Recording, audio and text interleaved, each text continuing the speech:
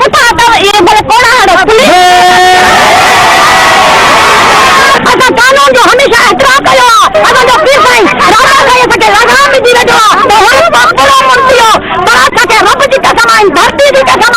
असा हारे पूरा मुन न थींदा जो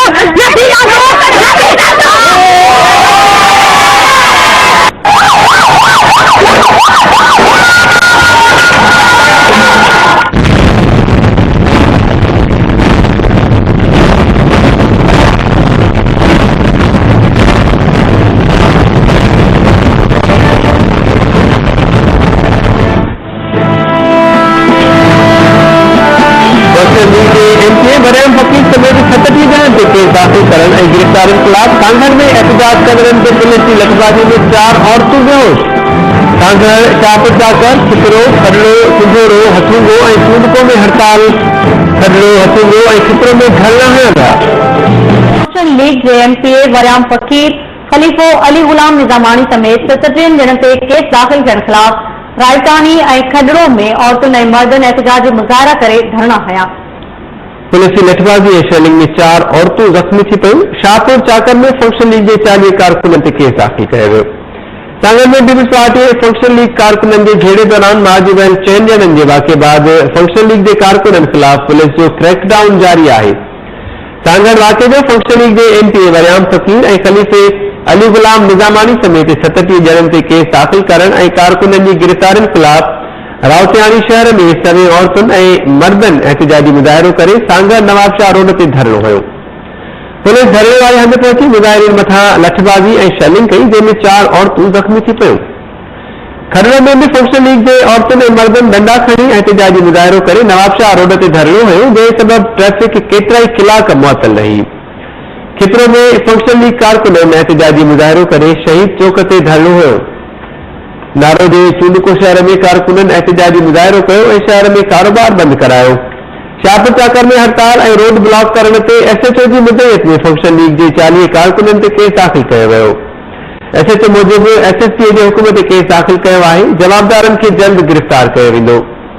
फंक्शन लीग कारकुननि जी गिरफ़्तारियुनि वारे अमल ख़िलाफ़ सांगड़ शाहपुर चाकर खडलो सिंधोरो हथुंगो शहर में हड़ताल कई वई जंहिं सबबि शहरनि जा समूरा कारोबारी मर्कज़ बंदि रहिया एसएसपी सांगड़ फरूख लंजार चयो आहे त एहतजाज जे आड़ में जेको बि रोड ब्लॉक कंदो उन ख़िलाफ़ कानून मूजिबि कार्रवाई कई वेंदी हुन चयो त सांगड़ वाक़े जी अणुधुरी जांच कई पई वञे जवाबदारनि खे जल्द गिरफ़्तार कयो वेंदो फंक्शन लीग जे पार्लियामेंटी लीडर नंद कुमार गोकलानी चयो आहे त सांगड़ में पुलिस जी ज़्यादतियुनि ख़िलाफ़ शहरी पाण रस्तनि ते निकिरी आया आहिनि कंहिं बि एहतजाज जो सॾु न ॾिनो आहे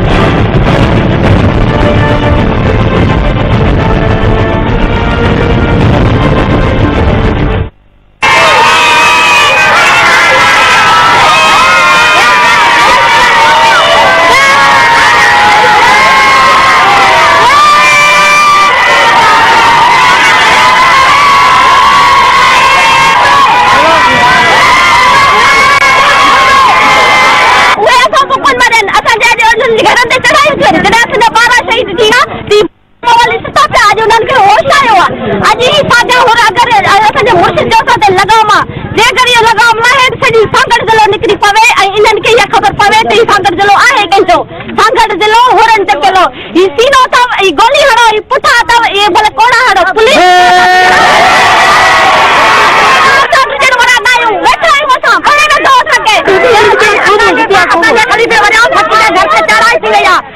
फकीर नूर हसन जी घरवारी से बेहरमती कई वई आहे जो ज़मीर असांखे मलामत थो करे हिन सिंध जा महाफ़िज़ हो आहिनि अॼु कानून असांखे कानून थो मारे असां कानून जो हमेशा एतिरो